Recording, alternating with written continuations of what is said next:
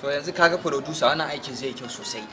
Mutum biyu nake jira, editor da cameraman sai shi babban star din da zai zo ya hawo mana. Wannan shahararren dan wasan na Audu. Amma shi na kamar comedy ne ai wannan. Comedy ne daman ai baka shi irin harka yake ai. Yanzu daga editor ya zo ka san shine babban damuwa. Assalamu alaikum. Salam. Ya gari ne. Lafiya ga lafiya. Editor ya.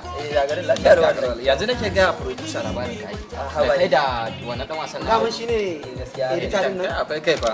In ya ma aiki kawai kai ka gama. Mu ƙara gaisawa saboda gaba. Shine ayi. Yanzu dai shi Audin ya dace mu jira kenan. Ko mu je mu same shi. Ko ba. To bari na kira shi. Yawa kira shi kawai tunda kana da number shi ma. Ni ma na shafa ne kuma wannan din. Hello, ya kana kusa ne? Ok, to da Allah idan ba za ka damu ba ina son ganin ka yanzu saboda muna tare da daraktan nan ne wanda ya zana mun labari kuma kai mije su na ga gurin wannan din ai. Ba matsala da Allah kai sauri ka ƙara su. Na ga gurin wannan. Yana kusa ya ce mun ma yana kusa. Ya shi zuwa to mu jira shi kawai zo mana. Yawwa gashi nan ma ya to. Ok, assalamu alaikum. Dan masaya.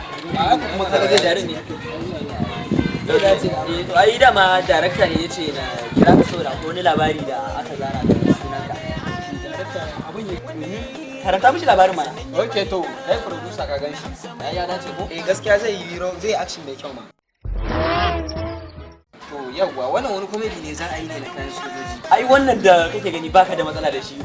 Ko Ira'i ko America ko bakin bindiga ne wannan shi zai mako. Yawa mu da mun karka da mu baka da matsala da shi. Darakta yanzu a ina ya kamata ki A ba ma sai ba America bane nan boka ba za a je ai.